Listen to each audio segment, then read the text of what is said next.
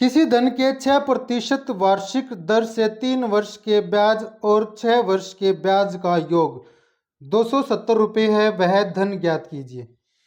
सवाल में जो है धन यानी कि मूलधन प्रिंसिपल वो सेम है और वार्षिक दर भी सेम है, बस समय अलग अलग दे दिया। 3 वर्ष दे दिया और एक जगह दे दिया 6 वर्ष। इनका जोड़ हमें दे दिया, जो दोनों ब्याज हमारे पास आते हैं 3 वर्ष का और 6 वर्ष का, उसका जोड़ हमें दे दिया 270 रुपये। वह धन हमें बताना है। इस सवाल को करेंगे दो तरीके से। एक यहाँ जो बेसिक फॉर्मूला होता है उससे सोल्व करेंगे और यहाँ करते हैं एक ट्रिक से। जैसे कि मैंने पहले भी बताया हुआ है कि इस बेसिक तरीके से ही हमारे पास ट्रिक बन के आती है। ठीक है, तो मैं दोनों यहाँ इसलिए कराऊंगा ताकि आपको पता लगे कि यहाँ से यहाँ तक हम कैसे पहुंचे, मतलब कि बेसिक फॉर्मूले से कोई ट्रिक कैसे बनी है, फिर बाकी सभी सवालों को हम ट्रिक से ही सोल्व करते हुए चलेंगे। ठीक है, इसने हमसे धन पूछा है और उस धन के ऊपर ही जो ब्याज है 3 वर्ष और 6 वर्ष का 6% वार्षिक दर से, दोनों का जोड़ 270 रुपये। तो हम उस धन को मान लेते हैं पी। ठीक है, प्रिंसिपल उसको मान लेते हैं। अब एसआई का फॉर्मूला आपको पता है ही, सिंपल इंटरेस्ट का फॉर्मूला होता है पी आर टी बाय 100, जहाँ ये तीनों गुना हो रहे होते हैं। ठीक है, तो यहाँ 3 वर्ष का और 6 वर्ष का दोनों का ब्याज अगर हम जोड़ दे तो हमें मिल जाता है 270 रुपये। ठीक है, पी यानी कि मूलधन प्रिंसिपल, आर हमारे पास है 6% और टाइम ले लेते हैं। एक तो हमने ले लिया 3 वर्ष और जमा, दूसरा हम ले लेते हैं 6 वर्ष बटे 100। इन दोनों का अगर हम जोड़ करें तो हमें मिल जाता है 270। ये तो है बेसिक तरीका। ठीक है, फिर मैं ट्रिक से भी सोल्व करा दूंगा। एक बार यहाँ सोल्व कर लेते हैं ऐसे। ठीक है, 100 दोनों के नीचे है, बेस रहेगा 100। अगर हम एलसीएम भी लें तो ठीक है, यहाँ आ जाता है मेरे पास ये 18p और यहाँ 36p। 18 और 36 हो गए मेरे पास 54p। ठीक है, और ये 270, ये 100 उस तरफ जाएगा। ये फिर पहले काट लेते हैं, 54 से इसको काटते तो मुझे मिल जाता है यहाँ पर 5। ठीक है, प्रिंसिपल ये 100 उधर जाएगा तो मेरे पास आंसर आ जाता है 500। प्रिंसिपल आ गया 500। एक ये तरीका है सोल्व करने का। अब ट्रिक से सोल्व करते हैं। ठीक है, ऐसे में हम क्या करेंगे, 100 को बेस मान के रखेंगे। 100 हमारे पास बेस रहेगा। ये 100 क्या है, 100 हमारे पास रहता है प्रिंसिपल। हमने यहाँ पर प्रिंसिपल मान लिया 100। ठीक है, अब ट्रिक क्या कहती है हमें, देखिए मैं इसको जोड़ के भी बताऊंगा कि कैसे क्या होता है। ठीक है, 3 वर्ष का ब्याज है और 6 वर्ष का ब्याज। अगर ब्याज का योग दे रखा है तो वर्ष की जो संख्याएं है उनको जोड़ लेंगे। ठीक है, अगर ब्याज का अंतर दे रखा होता तो जो वर्ष की संख्याएं है उनका डिफरेंस निकाल लेते। ठीक है, यहाँ पर योग दे रखा है तो जो वर्ष की संख्या है 3 वर्ष और 6 वर्ष दोनों को जोड़ लेंगे, हमें क्या मिला 9। अब इसको हम दर के साथ गुना कर देंगे।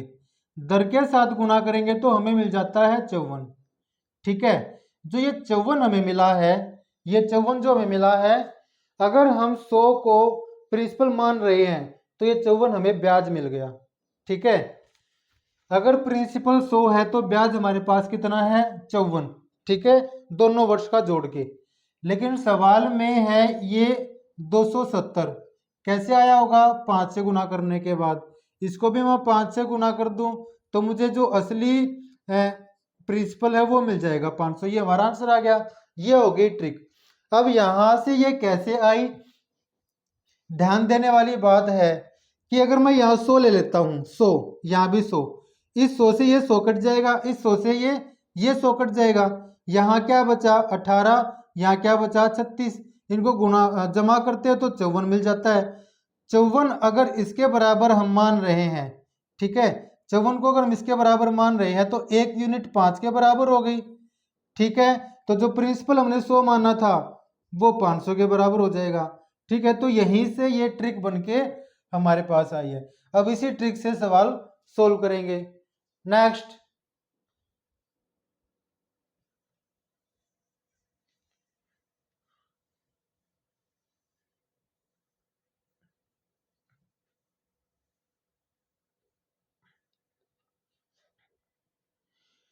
एक धन के 7 वर्ष और 10 वर्ष के साधारण ब्याजों का अंतर। अब यहाँ अंतर आ गया, यहाँ जोड़ था, यहाँ अंतर आ गया। प्रिंसिपल हम मान लेते हैं 100। ठीक है, मैंने बताया है कि ऐसे में प्रिंसिपल को 100 मान के सोल्व करेंगे। ठीक है, अब अंतर है 7 वर्ष का और ब्याज की दर है 5। अंतर आ गया 7 का और 7 का और 10 का अंतर क्या आ गया 3। ठीक है, इसको रेट के साथ गुणा कर लेंगे, क्या आ जाता है 15। ठीक है, जब मूलधन हमारे पास 100 था तो ब्याज कितना आया 15, लेकिन सवाल में ब्याज है इनका अंतर। ठीक है, ये जो अंतर हमारे पास आया है, ये अंतर हमारे पास आ गया 15 और सवाल में है 150। कैसे आया होगा, 10 से गुना करने के बाद इसको 10 से गुना कर दूंगा तो मेरे पास प्रिंसिपल आ जाएगा। ठीक है, ये हमारा आंसर आ गया। नेक्स्ट,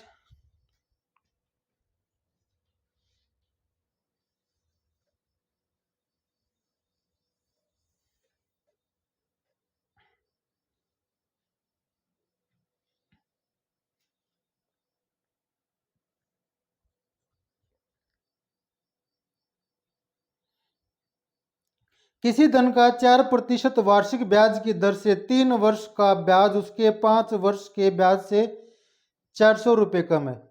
ये 400 अंतर है। ठीक है, ऐसे ही सॉल्व कर लेंगे।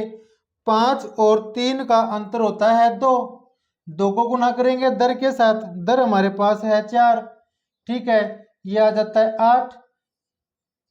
जब प्रिंसिपल हमारे पास 100 है तो ब्याज का जो अंतर आ रहा है वो 8 है, लेकिन सवाल में है 400। ठीक है, कैसे आया होगा, 8 से 400, 50 से गुना करने के बाद इसको भी 50 से गुना करेंगे तो हमारे पास प्रिंसिपल आ जाएगा। प्रिंसिपल आ गया 5000। ये हमारा आंसर आ गया। नेक्स्ट,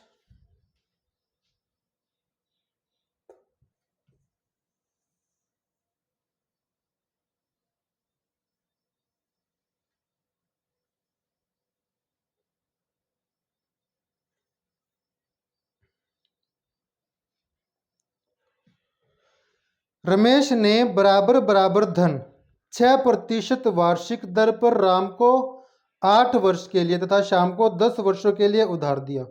दोनों से रमेश को कुल 2160 रुपये ब्याज के रूप में प्राप्त हुए।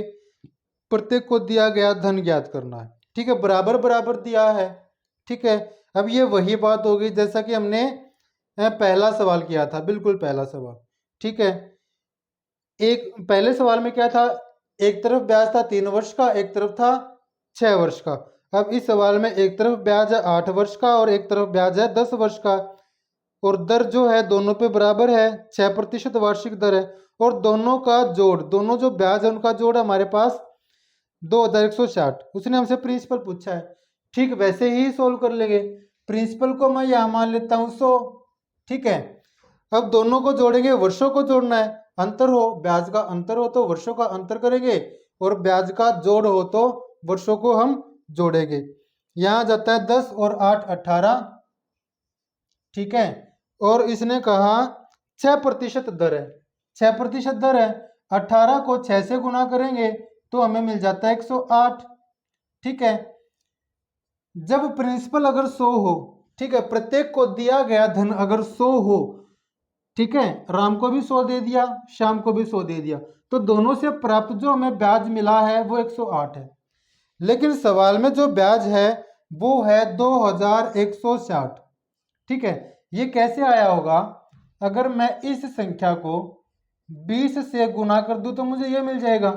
ऐसे ही अगर मैं इसको 20 से गुना कर दूं तो मुझे प्रिंसिपल मिल जाएगा जो उसने राम को और श्याम को दोनों को दिया है, प्रत्येक को दिया है, मतलब कि ठीक है, ये आ जाता है मेरे पास 2000।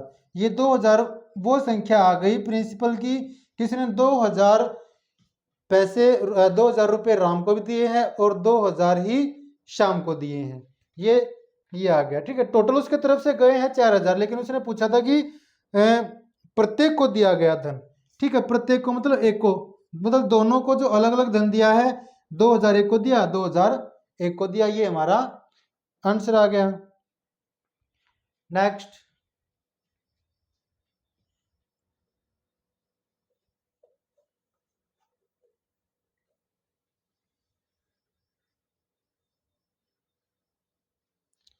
एक निश्चित राशि पर 8% की वार्षिक दर से 18 महीने तथा 24 महीने के साधारण ब्याज का अंतर 452 है। राशि ज्ञात करनी है। ठीक है, ऐसे में प्रिंसिपल हम 100 मान लेते हैं। अब क्या करेंगे, ब्याज का अंतर दे रखा है 452। मैंने पहले बताया था अंतर हो तो जो टाइम होता है उसका हम अंतर निकाल लेते हैं। तो यह 24 महीने और 18 महीने का अगर हम अंतर निकालें तो हमें मिल जाते हैं 6 महीने। और 6 महीने को अगर हम साल में बदले, साल में क्यों बदलेंगे, क्योंकि इसने जो है ये जो दर है वार्षिक है, 8% दर वार्षिक है, इसलिए हम समय को वर्ष में बदल लेंगे। ठीक है, जो मैंने इससे पहली वीडियो बनाई थी relation between rate and time, उसमें मैंने पूरा सब कुछ क्लियर बता दिया था कि किसको किस चीज में बदलेंगे। ठीक है, अब दर वार्षिक है तो समय को वर्ष में बदल लेंगे। समय हमारे पास है 1/6 मंथ, तो ये हो जाता, समय हमारे पास है 6 मंथ, वो हो जाता है हमारे पास 1/2 वर्ष। ठीक है, 1/2 वर्ष। और दर है 8। ठीक है, गुना करेंगे तो 4 आ गया। ठीक है, ये 4 आता है दोनों तरह के जो 18 महीने और 24 महीने के ब्याज का अंतर। कब, जब हमारे पास प्रिंसिपल हो 100। ठीक है, प्रिंसिपल हो 100, लेकिन सवाल में ये अंतर है कितना, ये अंतर है 452। ठीक है, ये अंतर है 452। कैसे आया होगा, जब मैं इस 4 को 113 से गुना कर दूं तो मेरे को मिल जाता है 452। ठीक है, ऐसे ही अगर मैं इसको 113 से गुना कर दूं तो मुझे मिल जाएगा प्रिंसिपल। ये हमारा आंसर आ गया। नेक्स्ट,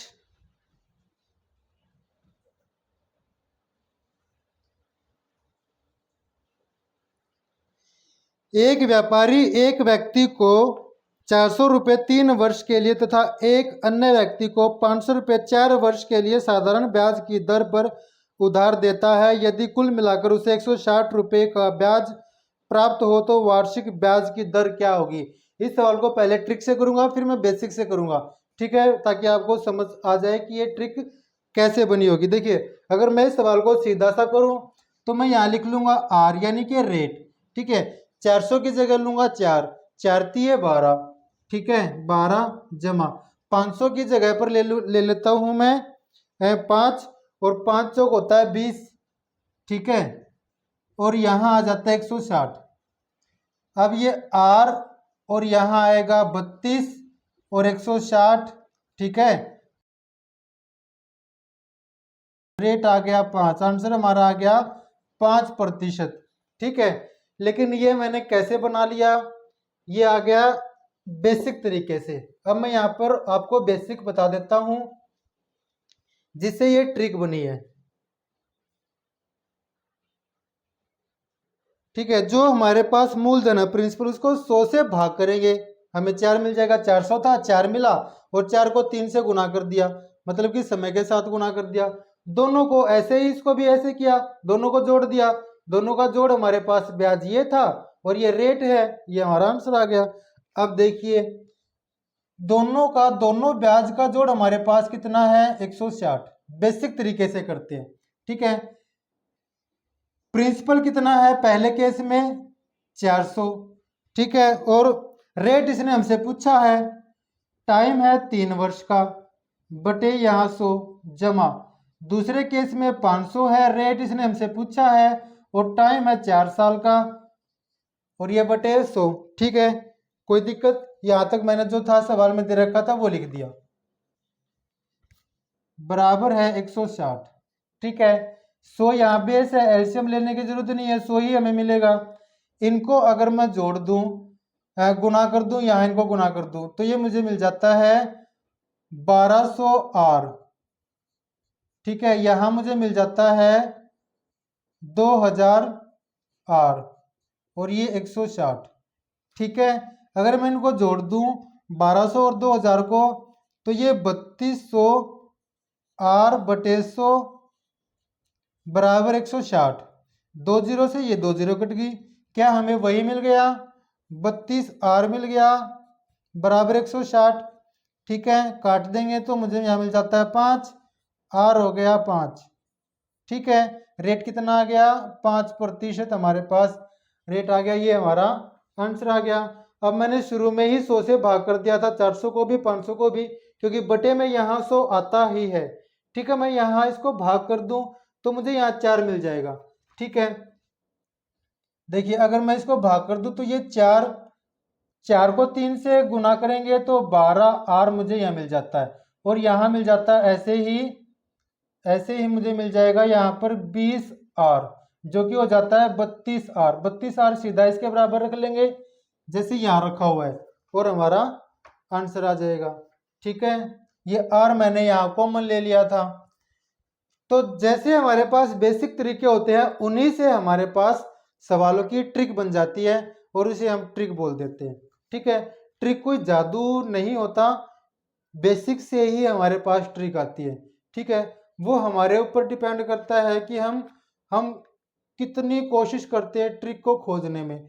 कई एक सवालों की कई ट्रिक हो सकती हैं, 1 2 3 कितनी भी ट्रिक हम सवाल की बना सकते हैं। वो हमारे ऊपर डिपेंड करता है कि हम कितनी कैलकुलेशन को मन में कर लेते हैं और कितनी कैलकुलेशन के लिए हमें पेन उठाना पड़ता है।